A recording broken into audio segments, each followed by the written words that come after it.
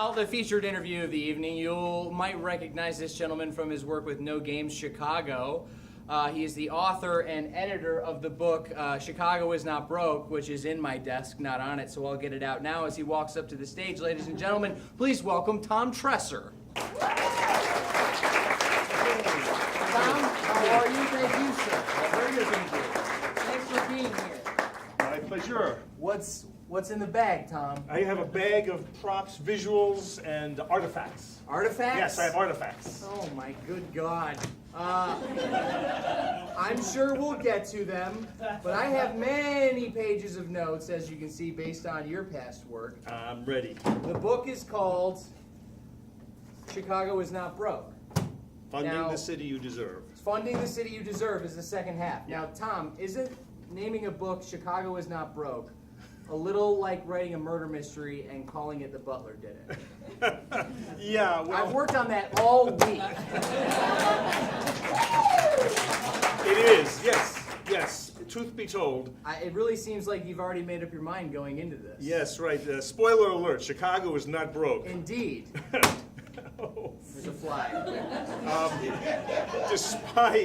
Despite what the mayor is saying, despite what the think tanks say, this frame of scarcity is bogus. Of scarcity. Yes, sir. That's a whole. That's really, I think, the big thing for me with this title is that this is a mindset thing. This isn't about how much money we have or like what the wealth situation is. It's about understanding that we are not broke. Well, look, a budget is more than numbers on a page, right? It's the map for your future, especially for a city like Chicago. So when you lay out a budget, you're really telling the people what's important, where we're going, and it's a scorecard for who's in and who's out. And in this city, we the people have been out for too long.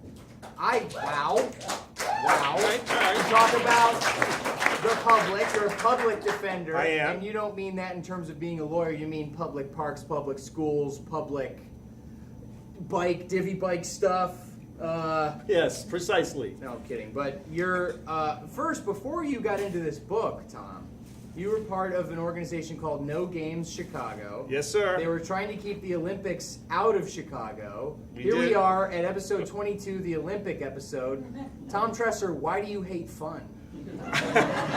Hey, I love fun. In my family, Okay. I am Uncle Fun. Okay, in my family, Really? the little kids love me. Can I call you that? You can. All right, great. You can. But what I don't like is environmental disasters, financial meltdowns, and poisonous political situations that displace poor people from their homes and wreck the economy of a city for 30 years. That's not fun. So you're saying that having the Olympics in a city is not an economic boon, it's actually the opposite It for would host cities? be the opposite. Montreal hosted the games in the late 70s, and it took them 31 years to pay off their debt. Can you imagine Chicago being saddled with $20 billion of debt for the next generation? I don't know. I might trade that to bump into Michael Phelps on the blue line, Tom. That would be exciting for me. Okay, well, I mean that's a steep price to pay. I can't argue with that. They were going to privatize the Lakeshore Drive. There was going to be one lane just for Olympic officials and athletes. Can you imagine living in a privatized city for 7 years? Well, it does kind of seem like we have a hard enough time just running it without the Olympics. Yes. And then to add the Olympics on top of it. Our point exactly. We went to Switzerland, to the headquarters of the IOC. These were just folks. There was myself, a young organizer named Martin Macias Jr., he was 20 at the time, and a grandma who used the nom de guerre of Rhoda Whitehorse. Get it? Rhoda Whitehorse. Nom de guerre. She was traveling under an alias. I get it. Yeah, you see. Thank you. Didn't want anyone to know who she was. And we went to Switzerland to the IOC's headquarters in Lausanne to tell them no thanks, okay? How were you received? Well, they welcomed us. It was so bizarre. We took the famous Book of Evidence. Here's our first prop. So this is the famous Book of Evidence, okay? 160 pages of articles from the papers. My wife, who's in the audience right there, Merle. Hello, Merle. Give it up for Merle. without Merle, nothing happens in the Tresser household. But she says I'm a fire trap, so I'm a very paper-based guy. And it came in handy because all these articles are stories of corruption, incompetence, and our crumbling infrastructure. You know, the CTA could barely function, let alone adding another 1 million people to the load. And most importantly, the people did not want this party. We had other fish to fry. Kids were getting shot in the schools. To this day, we have a very serious unemployment issue. Many issues going on. I can't argue with that, Tom, but I must say, to say that you were the majority in saying the game shouldn't be here in Chicago, I don't think that's the case. I mean, you were up against some pretty stiff competition. Like the Tribune was definitely for it. We were. Almost every political official, I think, in the city definitely thought it was a good idea. Yeah, I mean, it was. We were against the mayor and all his people, plus the president and Oprah. Okay, so I mean, they were all gangbusters backing the bid. All the media outlets was an echo chamber for this BS. I mean, they said it was going to be hundreds of thousands of jobs, money from heaven, you know, billions of dollars, and it was complete BS. They pulled it out of their asses. They always do that. They overpromise and underdeliver each and every time. Like you said in your quiz earlier tonight, the percentage of games that go over budget is 100%. Yeah. And in the London games, the most recent summer games went over budget by $10 billion. So maybe I heard an ouch from the audience. Maybe we try the Winter Olympics. That won't be so bad. Right. We'll have them here. They'll ice skate on the lake. We can make that work. It's less people, not as many people come out for the winter Except ones. the Sochi games under Putin went to $51 billion. Well, that's Putin, Tom. I mean, come on. Hey, we got a Putin here. We got a Putin. This is what I love about Tom. Tom does not pull punches. We got a okay? Putin here. He gives it to you straight, and you can tell from the name of his book, Chicago is Not Broke. So from no games. Right. And what I really wanted to work up to is that the Tribune released an article, yesterday, the day before, that was like, whoa, dodge that bullet. Yeah. Man, thank God we didn't get those games. I know. And 5 years ago, they were singing a different tune. They were Tom. it was all the games all the time. I mean, the Sun-Times and the Tribune and most of the media outlets in the city paid money to the 2016 committee, material money, cash, and goods and services. So how Sam Zell, who owned the Tribune at the time, was listed at least $100,000 gifting to the committee, but could have been millions. We don't know. So you have the major media outlets backing a bogus plan, and then no wonder No Games got very little, coverage. To this day, most people don't know who the hell we were, why we did what we did, and what happened as a result. It's a story that hopefully will get told starting tonight. Hashtag best evening ever. But no, first of all, I think full disclosure, I did promote the games coming to Chicago because I wanted to Airbnb my apartment to some Italians who didn't know any better and make a quick buck. But the other part of that is, leading out of the Olympics, I think that Chicago is not broke. I think you're right. But because of what you just said, I mean, you had people donating a lot of personal money to the fund of trying to get the Olympics here. And $90 million they raised.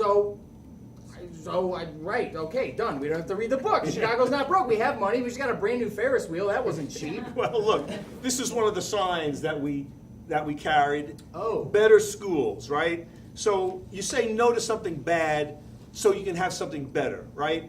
And we were just saying Chicago deserves world-class schools, public schools, schools that your kids can walk to, okay? With not 50 kids in the classroom, with an art teacher, with a music teacher. These are things with libraries. Like 60 elementary schools in our city don't have libraries.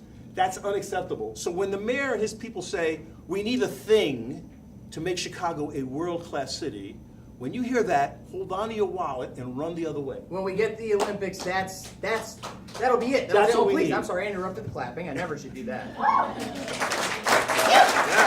right. That's going to make us a world-class city. Put another Ferris wheel. Tear the old Ferris wheel down. It wasn't good enough. It sounds like the America Great Again thing. I mean, aren't we great already? We are great. This is a great city. It can be better. It could be better. And so this happened just today, and I mean, I don't want to be too much of a Debbie Downer, but Chicago Public Schools laying off more than 1,000 teachers and staff. This is today. This just happened today. Ooh. So Chicago is broke? Well, some people would say, and this is what the CTU, the Chicago Teachers Union, the way they phrase it is Chicago is broke on purpose. So we're great about shit that the mayor wants. So his people never go wanting. So we ask the question, what is a city for, right? Who is the city for? And as I say before, it's not being run for us. It's being run for the few, for the 1% or the half of 1% who all give to Ron. For the Ferris wheel love. Yeah, the guy who built the Ferris wheel is making out like a bandit. That's the question that we're asking with this book. So the money is there, and it's 3 buckets. Perhaps we can discuss the 3 buckets. I think that's a great idea. I mean, we'll get into tips and stuff, but there's 3 buckets. I mean, because I don't want to give too much away, right? We want to sell some books here. We do want to sell books. So Absolutely. we won't go into too many details, but basically there's 3 buckets. The first bucket is money that is stolen from us. Yes, sir. Money that is hidden from us is the second bucket, and money that we are not collecting is the third. Right. So, and that's just a good way to sort of think about budgets for those of us that are not financially, motivated. well, I was going to say, if the city has 3 buckets, how broke can we be? Exactly. What do we need 3 buckets? That's right. They're big friggin' buckets, okay? Golden buckets. Yeah. So the first one is money that is stolen from us. And this is the old story of corruption in Chicago. So excuse me while I get another prop.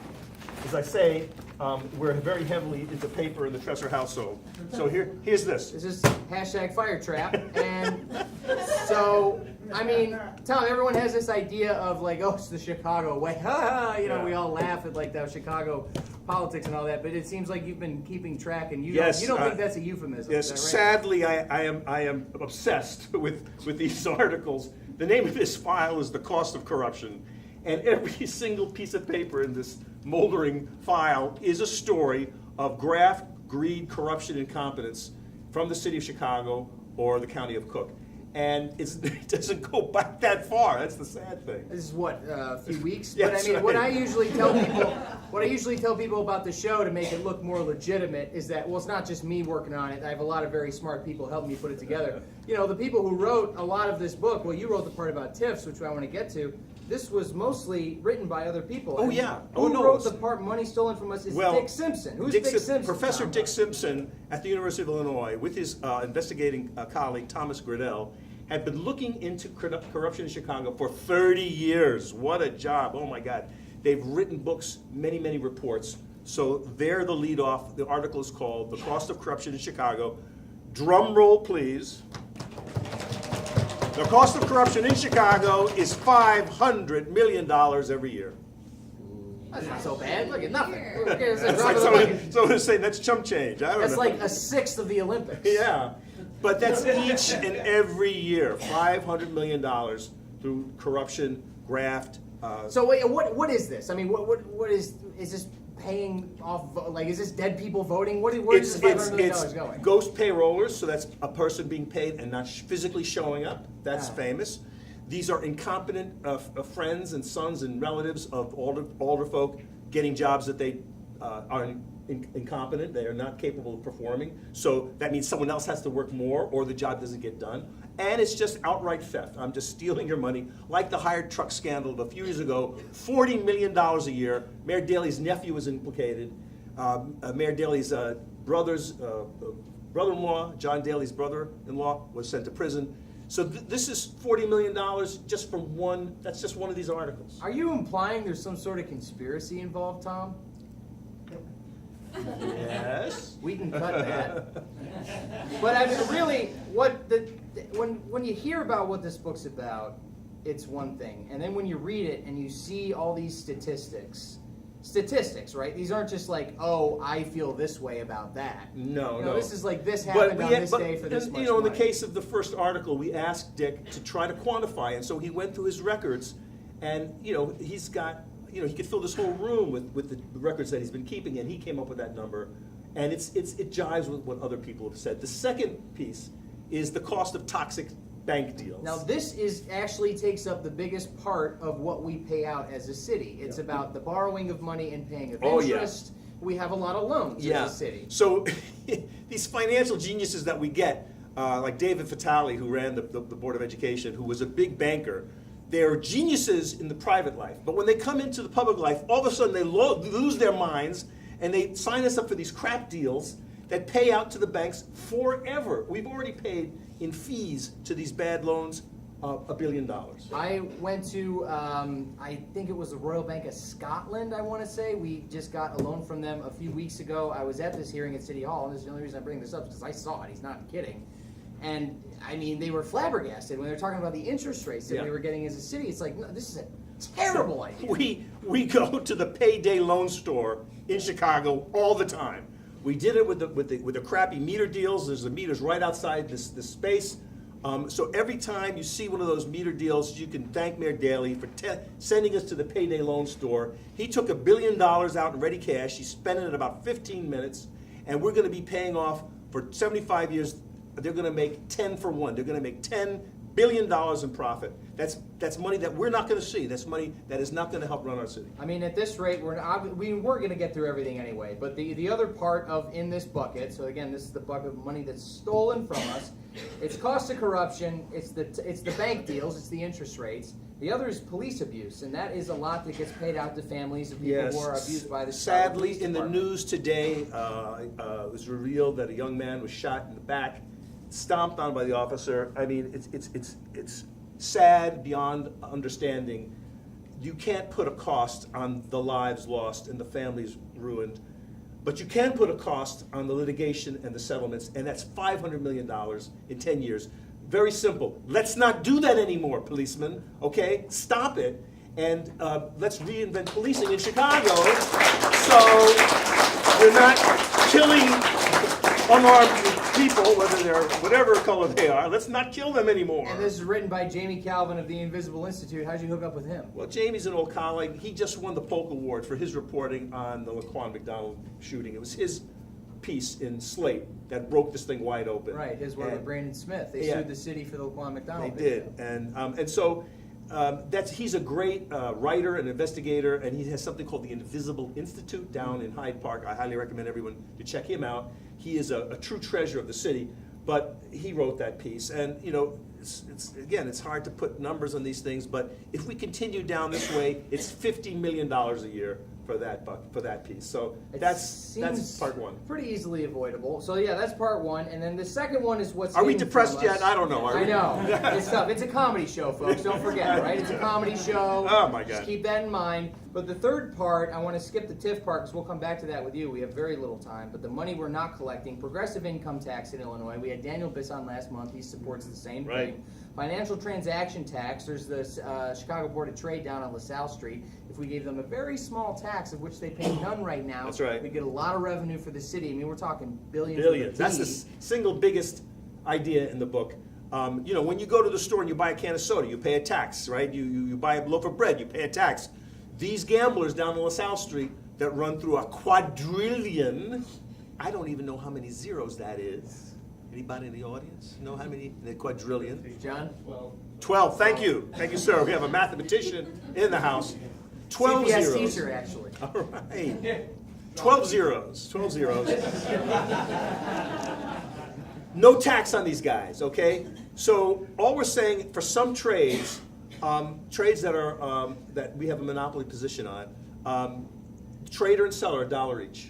They wouldn't even miss it. They wouldn't even know that they were paying this. A full American dollar? A whole dollar, sir. They'd miss that in a heartbeat. They absolutely would. Well, you know, tough titties. Oh my God. we are. He's not a punch puller. I know, this is a family show. He's not a punch. Well, I don't know about that. So, but the come third on. part of that is the public bank, and that's written by our good friend Amara Enya. She was on just a few months ago. We're a big fan of hers. And she talked a little bit about this book. She is brilliant. She breaks it down. So this is probably the idea that maybe is the strangest to folk. The idea of having a bank owned by us that serves us and not rips us the fuck off all the time. I don't get it. Yeah, right. What a concept. But you don't have to go very far to find an example. It's the Bank of North Dakota. Okay, Google it. It's over 100 years. It's about 100 years old. It's owned by the good people of North Dakota, a conservative prairie state. And what does it mean? Cheap credit for first-time home buyers. Cheap credit for student loan. Anybody got a student loan in here? Right? Right? Grown if it's over $10,000. Yeah, let the record show that the whole friggin' place is groaning. Imagine getting that same loan 4 points cheaper. 4 points cheaper than what you're paying now. That's hundreds of dollars in your pockets every month. Now, Tom, come on. We don't want to give too much away. They want to buy the book. The Well- books are available for $10 each. If you want to get them, we have them by the door. However, I will be picking the winner. That's right. Tom, before I forget, you need to sign the copy that I have here so that it's, you know, it's the special one that someone wins. It's on the inside cover there. I named and dated it myself, too. But the second part of the book that we did not go over, which is the hidden cost, is about TIFs. And now we are literally out of time, so we can't get into it, but I would like you to talk a little bit about the TIF illumination project, if you would, sir. Well, TIFs are a funny beast. They're supposedly designed to spur development and jobs in so-called blighted areas, but it's just really a giant slush fund that takes money from the many and gives it to the few, the undeserving rich. And it takes out about, on the order of $400 million in property taxes every year go missing into this slush fund controlled by the mayor. We've been trying to find out where this money is for years. Well, it's in the fund, Tom, and it's spoken for. The mayor says it's spoken for. He does say that. He does. He said it to my face. He said, it's all good. It's all good. It's all good. Every dollar is well, spoken for. What are you digging at, Tom? Except we FOIA'd his ass, and it turns out that it's a slush fund. We caught them in the lie. They are refusing to say the details. They're saying basically it's under discussion, it's privileged. So which is it? Are all these monies spoken for hard and fast and cannot be released to fund the city we love? Or is it a slush fund to be controlled by the mayor, dispensing tasty gumballs of money to his friends? I love that analogy, and we are literally out of time. But I think what's important to realize is that if you have a TIF district, right? This is a TIF district. You pay property taxes in here. They freeze property taxes, and they say, this is the TIF district, so we're starting now. So property taxes are frozen at one level, and those are paid. And the rest that, as property values go up, and therefore there'd be more money, that money is put instead towards infrastructure. That's right. So basically, every time a dollar of property tax goes missing, who loses? That's all the public stuff that we love. So the public schools are the biggest loser. But aren't they? I read, Tom, I'm sorry, but I read in my own notebook that CPS got $850 million from TIFs. When was that? I have no idea. No, this is over the last, say, 20 years, since Mayor Daley, he took some bonds out that TIFs are paying off for school construction. This is true. But unfortunately, 42% of that money is public schools, that I would say neighborhood schools. The majority of that money that you're speaking of went to charter and schools and selective enrollment schools, which I'm not in favor of. So right now, where it stands with this pot of money, the hidden money, the TIFs, is there's about $1.3 billion, $1.3 billion of property taxes sitting somewhere in accounts, and we want. Don't look at me. I don't know. It's not back there. It's not here. Well, we want that money released. That's what we want. Mayor, show us the money. Remember that movie? Show us the money. Show me the money. It's Jerry Maguire. Tom Cruise. Cuba Gooding Jr. He's on the phone. He's very excited. Take the beard away. You got a little Tom Jones going. I've been saying that for What's years. going on there? Tom Jones too. Tom Jones, Tom Cruise. Whatever you want. So look, show us the money, Mayor Emanuel. I would love to see it. I'll bet he's swimming in it like Scrooge McDuck. But the big goals, the reason you released this book is to get a conversation started about the 2017 budget. That's now, right. It's not 2017 yet, but That's that's right. coming down the road. We want to sell some copies of this book so people can understand what they're walking into. The first chapter really is great. It explains how to read a budget from the city. And honest to God, I mean, I learned a great deal, and that's not saying much, but I think you'd enjoy it. But you're also calling for a forensic audit of the entire city's we don't budget. believe very little of what the city's telling us. I mean, that's pretty clear, Tom. I gotta say. I'm a hard ass with that, but you got the facts to back you up. I gotta hand it to you. Look, we need a guy from the FBI that can find mob money. That's what we need. When I say a forensic audit, I mean go deep, go long, open up all the books, every contract, every commission, every employee. We need to get to the bottom of this, because until we do that, their numbers are suspect. So there's two things we're saying with this book. One, get smart. Get smart, Chicago, because more property tax hikes are coming. They're going to raise the water and utilities taxes, which is the most regressive tax. It hurts the least of us, who can least afford to pay this. These things are coming. You need to get this book and give it to your alderman. Have meetings at your churches, in your block clubs, in your universities. Everyone has to get smart fast, or else this freight train is going to run us over. Now, we got to wrap it up. Thank you for keeping the games out of Chicago, Tom. I'm just going to hand that to you and say that was your idea. Yeah, it was a team effort. So many people were involved. Sure. But, Tom, what's next? Good news. I mean, why? You know, if this is so dire, this is so dour, this is trouble, Tom. What keeps you going? Why bother? Well, why not move to the Bahamas? Or something? I'm an unrealistic optimist. Okay, for me, the glass is always 3/4 full.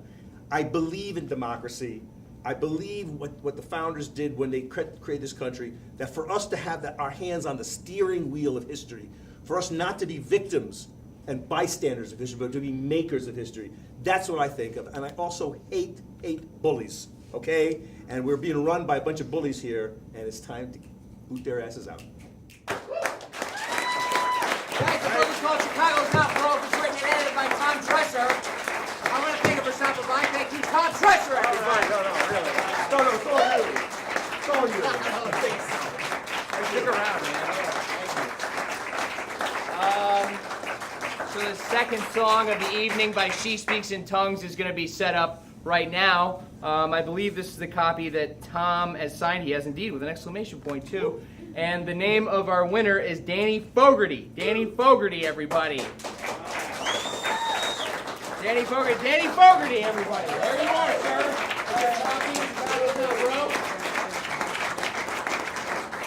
As always, you can find us at #BestEveningEver and BestEveningEver.com for more information about next month's show. Please check that place out. It's the first Friday of every month here at the Frontier until further notice.